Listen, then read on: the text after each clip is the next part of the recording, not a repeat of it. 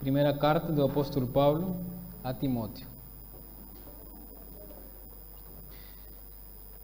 E vamos ler dos versículos 1 ao versículo 7. Primeira de Timóteo 2, do versículo 1 ao versículo 7.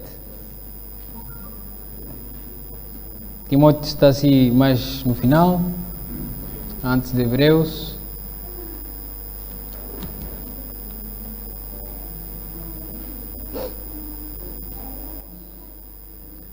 Diz assim: admoesto-te, pois, antes de tudo, que se façam deprecações, orações, intercessões e ações de graças por todos os homens, pelos reis e por todos os que estão em eminência, para que tenhamos uma vida quieta e sossegada, em toda a piedade e honestidade. Porque isto é bom e agradável diante de Deus, nosso Salvador, que quer que todos os homens se salvem e venham ao conhecimento da verdade. Porque há um só Deus e um só mediador entre Deus e os homens, Jesus Cristo, homem, o qual se deu a si mesmo em preço de redenção por todos, para servir de testemunho a seu tempo. Para o que, digo a verdade em Cristo, não minto, fui constituído pregador e apóstolo e doutor dos gentios, na fé e na verdade. Vamos orar. Pai, que esta palavra faça aquilo que tu colocaste para ela fazer.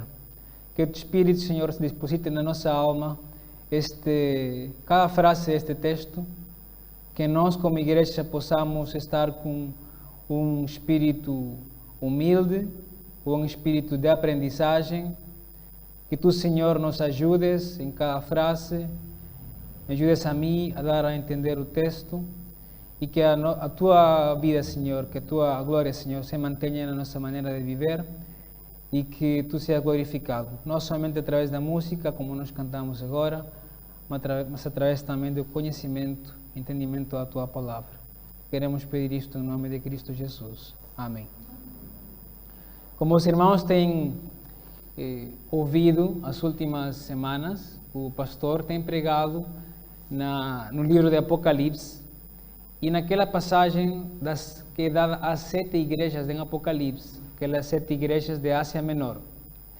E uma coisa que nós podemos aprender nestas igrejas é que, se colocamos as coisas em dois tipos, haviam igrejas boas, fiéis, algumas que até chegavam os membros a dar a sua vida por Cristo, e outras igrejas mornas, fora do caminho da verdade, igrejas assim que Deus realmente exorta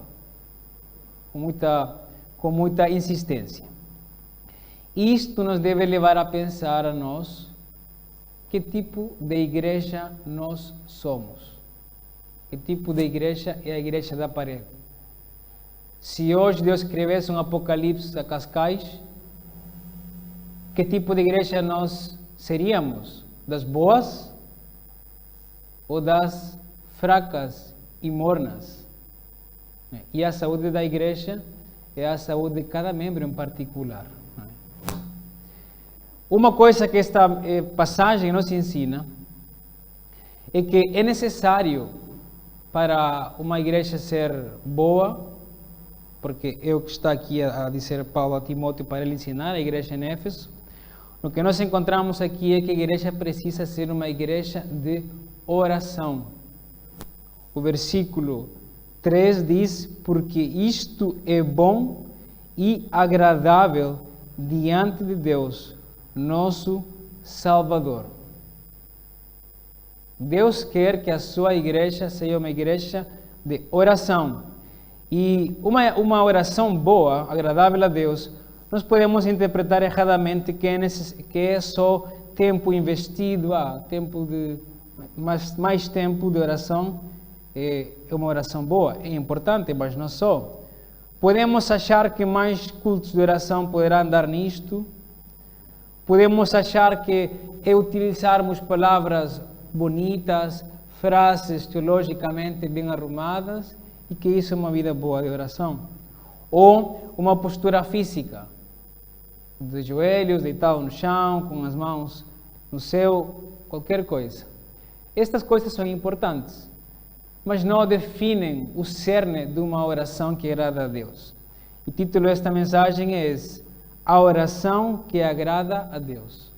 Esta passagem nos dá princípios importantes para a igreja, para que a igreja tenha uma vida de oração que agrada a Deus.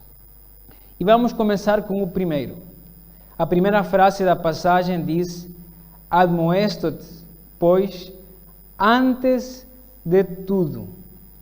Eu estive a ver outras versões, como traduziram esta frase. Umas dizem, em primeiro lugar. Outra, acima de tudo. Este tudo aqui entende-se como o resto da carta.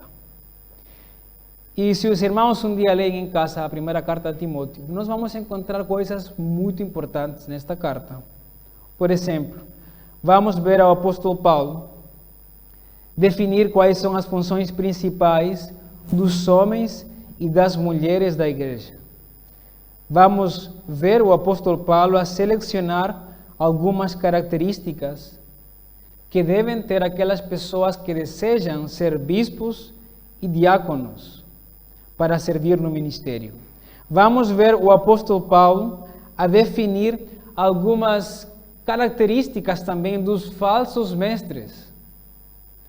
Vamos também ver o apóstolo Paulo a dizer ao Timóteo quais são as máximas, os fundamentos do ministério pastoral.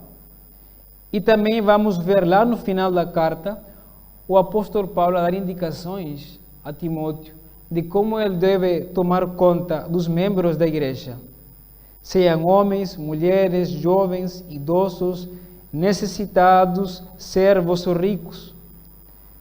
E também vamos ver no final da carta o apóstolo Paulo a advertir a Timóteo para ele ter uma postura correta perante os bens deste mundo, os bens materiais. Então, se os irmãos reparam, tudo isto é importantíssimo. Mas Paulo começa aqui dizendo, primeiro que tudo. A oração que agrada a Deus, irmãos, tem um aspecto importante. O primeiro é uma prioridade. Na igreja e na nossa vida. É uma prioridade. Depois, o apóstolo Paulo continua a desenvolver o pensamento. E ele não só fala de prioridade, mas fala de um segundo aspecto. Fala de uma oração perseverante. Reparem o que ele diz depois. Que se façam deprecações, orações, intercessões e ações de graças. São sinônimos em relação à oração. Mas o que o apóstolo Paulo quer dizer aqui, não importa o que estejamos a viver como igreja, não importa o que estejamos a viver particularmente na nossa vida, sempre há uma razão para orar. Se nós ouvimos de algum irmão ou de algum conhecido, familiar que está a passar por uma dificuldade, intercedemos. Se estamos num tempo de crise, seja de saúde, financeira, espiritual, fazemos súplicas. Aqui também aparece deprecações, eu mesmo. Suplicamos ao Senhor. Fazemos jejum e oração. Investimos ainda mais tempo na oração. Se Deus responde à nossa oração, agradecemos ações de graças. Se não há grandes motivos extraordinários, por assim dizer, para orarmos, fazemos orações. O costume, o hábito de orar deve estar lá. Então, irmãos, para o cristão, há sempre motivo para orar. Primeira coisa, é uma prioridade na igreja e na nossa vida. A segunda, deve ser perseverante, independentemente da situação que o mundo está a passar, independentemente da situação que estejamos a passar particularmente, nós oramos. A passagem continua e o apóstolo Paulo diz agora que se façam ações de graças por todos os homens, pelos reis e por todos os que estão em eminência. O propósito da nossa oração, qual deve ser? O alvo, qual deve ser? A oração que agrada a Deus é uma oração, irmãos, que não faz acepção de pessoas. Que o apóstolo Paulo diz, por todos os homens. E o apóstolo Paulo coloca dois grupos, distingue dois grupos, os reis e os que estão em eminência. É provável que naquela altura já estava a haver alguma perseguição, já estava a mostrar-se alguma hostilidade para com a igreja de Cristo. Então, se Paulo não colocasse aqui estes dois grupos, provavelmente os irmãos deixariam de orar pelos reis, pelas autoridades militares e civis, por o Império Romano, aquele império que tantos perseguiu, e Paulo diz, não, o cristão que quer agradar a Deus, a igreja que quer ser boa e agradável, ora também por os grupos mais hostis, por aqueles que nos fazem mal. Acaso Cristo não diz no Sermão da Montanha? Orar pelos inimigos. O apóstolo Paulo continua.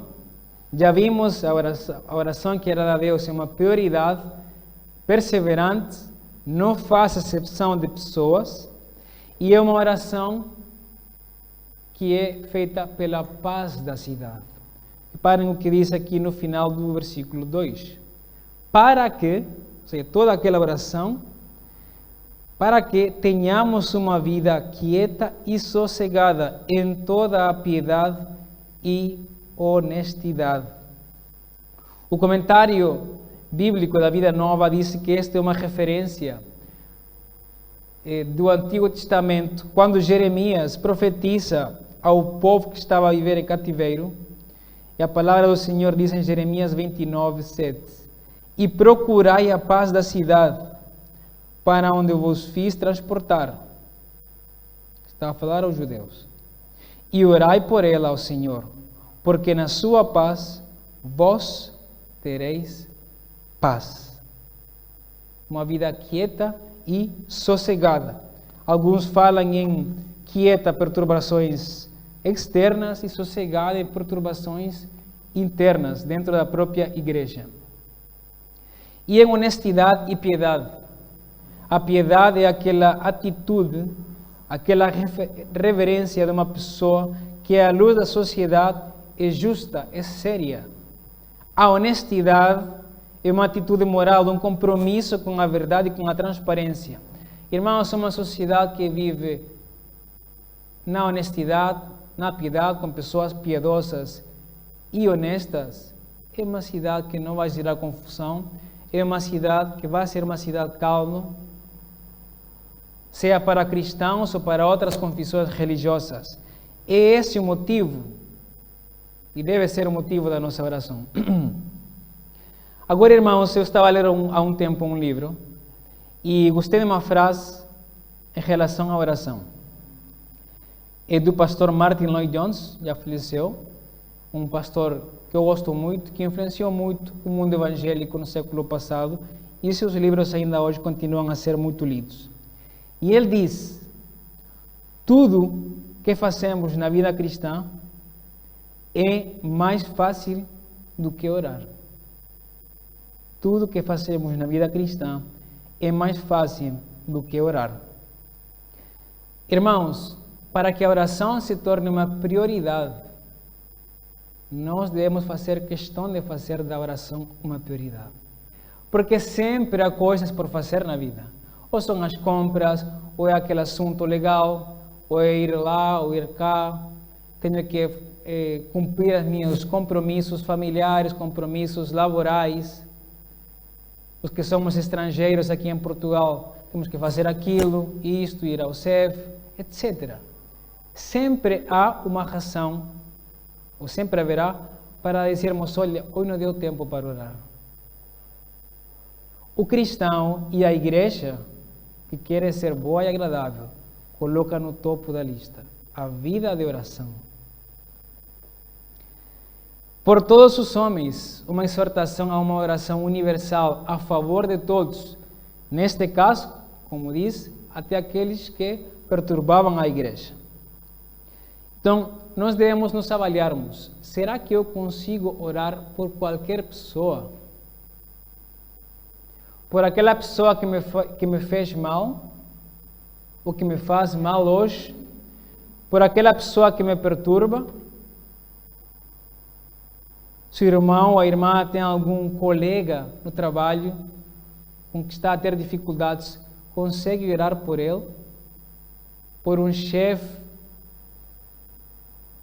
Nós devemos orar por todos. Neste caso, mais uma vez, Paulo faz distinção de dois grupos, mas os males podem vir de qualquer grupo de pessoas. Em termos de política, que é o que Paulo fala aqui, em termos de política também, eu penso hoje, por exemplo, nós temos aqui vários irmãos do Brasil, uma nação que eu pessoalmente amo. Conheci aí a Dina, tive uma interação com vários irmãos lá, visitei várias igrejas, tive minha primeira formação teológica lá no Brasil, tenho vários amigos. E nós conseguimos ver as dificuldades que o Brasil tem passado nos últimos anos. Irmãos, se nós queremos mudar e ver o Brasil diferente, é bom votar. É bom, irmão, fazer alguma questão política, por que não? Envolver-se em atividades políticas e por que não chegar a um parlamento? Mas a igreja que quer ver a sua nação diferente é uma igreja que ora. Independentemente de quem esteja lá em cima. Hoje, quem está no Brasil é o presidente Bolsonaro. Nós devemos orar por ele, os brasileiros e não só, todos nós. Se ele fica novamente como presidente, devemos orar pelo presidente Bolsonaro. Se volta a ficar um governo do PT, devemos orar pelo candidato que eles coloquem e que fique na presidência. A oração, irmãos, não vê bandeiras. Não vê bandeiras. Aqui em Portugal, as eleições foram recentemente, as eleições presidenciais. Independentemente de quem tivesse ficado como presidente, nós devemos manter a mesma oração. Se fosse Bloco de Esquerda, o Partido Comunista, o PSD, PSP, CDS, o Chega, o Iniciativa Liberal, independentemente do partido político que chegasse ao poder, nós devemos orar.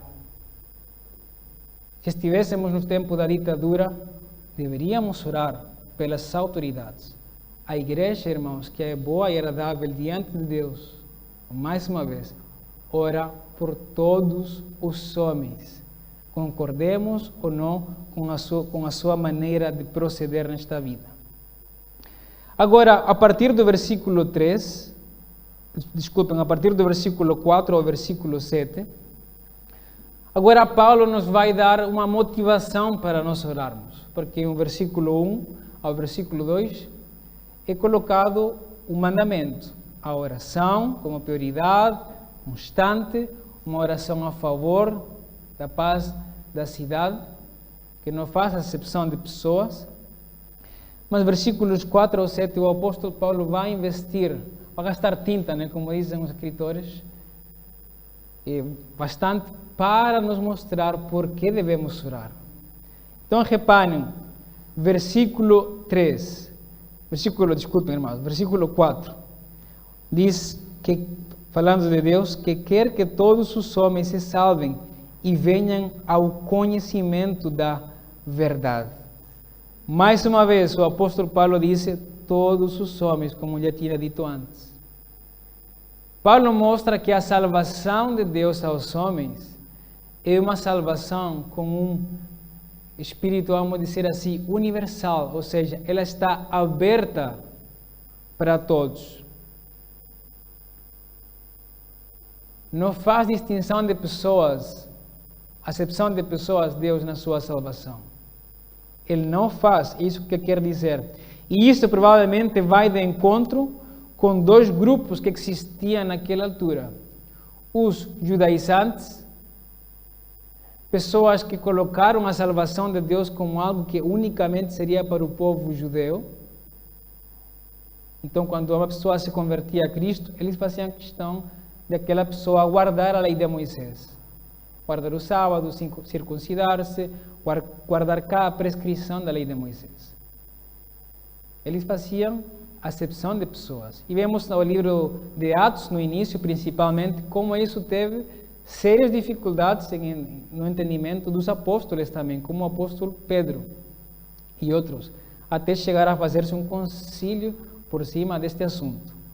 Também estavam os gnósticos. O pastor falou disso no domingo passado na mensagem. Pessoas que achavam que a salvação estava reservada para os acadêmicos, para a elite da educação, para aquelas pessoas com um conhecimento acima do comum. Faziam, mais uma vez, acepção de pessoas.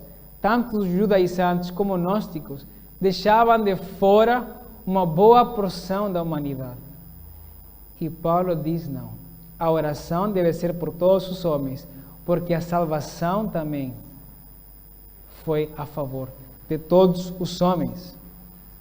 Lastimosamente, esta frase, este versículo que nós lemos agora, o versículo 4, é um problema hoje em grupos evangélicos, porque interpretam isto de uma maneira distorcida, dizendo, olha, afinal Deus vai salvar todos. Essa questão do inferno não existe. Está aqui escrito, Deus quer que todos os homens se salvem. Um Deus Todo-Poderoso salvará a todos. Claramente é uma interpretação tirada do contexto, não tem nenhuma relação com o que Paulo diz antes, que é importante para o nosso entendimento. Todos os homens, no sentido de abraçar toda a humanidade, no sentido de que não há nenhuma condição em cada pessoa que a prive de ser salva. Ricos, pobres, livres ou escravos, romanos, gregos ou judeus, com muito intelecto ou com falta de educação, do Oriente ou do Ocidente, da Europa ou da América Latina, podemos pensar hoje.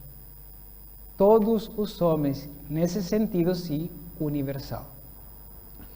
E o apóstolo Paulo continua agora. Dá outro exemplo, versículo 5 e versículo 6. Porque há um só Deus e um só mediador entre Deus e os homens, Jesus Cristo, o homem, o qual se deu a si mesmo em preço de redenção por todos, para servir de testemunho a seu tempo.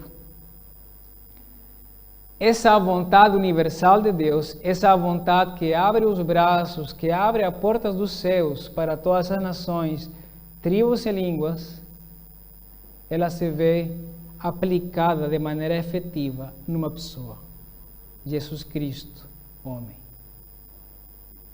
O fundamento do Antigo Testamento, no Deuteronômio 6, há um só Deus, não há vários, como diziam a cultura daquele momento. Em Éfeso estava o templo a Diana e havia outros também deidades, divindades. Não? Há um só Deus e por causa disso há um só mediador entre Deus e os homens. Jesus Cristo, Jesus homem. Mas reparem, os judeus, os judaizantes e os gnósticos, eles colocavam também algo no meio, não entre Deus e Jesus Cristo, mas entre Jesus Cristo e os homens. Eles aceitavam este versículo, tudo bem. Eles colocavam a lei de Moisés entre os homens e Jesus Cristo.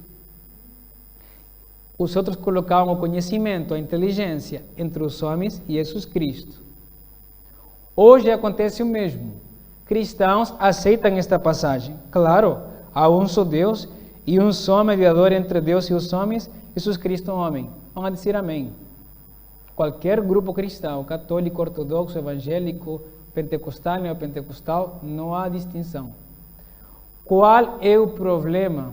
Mais uma vez, colocam um mediador entre Jesus Cristo e os homens. Não está ali, mas na doutrina aplicam. A Igreja Católica coloca a mãe de Jesus e os santos. Então, apelamos a eles para que eles apelem a Cristo, para que Cristo vai ter com Deus. Evangélicos também. Nós somos evangélicos, mas há muitos evangélicos que fazem o mesmo. Colocam grandes profetas, grandes apóstolos, grandes pregadores. Aquele homem que me vai abençoar. Pessoas fazem viagens ao redor do mundo para ir ser abençoado por aquele pastor, por aquele profeta, por aquele mestre. Inclusive pessoas que não conseguem conceber a verdade cristã se não é através de outro escrito de algum teólogo. Colocam a Bíblia e em cima colocam uma pilastra de livros enorme. Fazem o mesmo que faz qualquer outro grupo. Irmãos, é claro que isto deve ficar claro isto. Há um só mediador entre Deus e os homens, Jesus Cristo. Ninguém mais. A passagem continua e diz: o qual se deu a si mesmo em preço de redenção por todos, para servir de testemunho a seu tempo. Cristo tornou-se esse mediador entre Deus e os homens, ao pagar o preço da redenção. Esta é uma linguagem cultural, na qual uma pessoa que queria libertar um escravo pagava o preço da redenção. Era necessário alguém pagar o preço. Nenhum escravo ficava livre de graça. Para a salvação, irmãos, não há saldos. Não há 2 por 1. Havia um só preço. E Cristo pagou esse preço na cruz. Foi ali que Ele pagou o preço da igreja. Então, reparem a motivação que o apóstolo Paulo nos está a dar aqui. Quem somos nós para deixar de orar por uma pessoa, por um grupo de pessoas, se o caráter de Deus inclui a todos os homens, se a redenção de Cristo for a favor de todos os homens? E a passagem coloca uma última razão. Diz o versículo 7, para o que, digo a verdade em Cristo, não minto, fui constituído pregador e apóstolo e doutor dos gentios, na fé e na verdade. Mais uma vez, uma frase, um versículo que vai de encontro aos judaizantes. Deus salva a todos, Deus providencia a salvação a todos os homens, e uma prova disso é o ministério do apóstolo Paulo, que ele foi colocado para levar a mensagem de salvação aos não-judeus. Então, 3 razões na qual coloca o apóstolo Paulo para nós não fazermos distinção de pessoas, acepção de pessoas na nossa oração.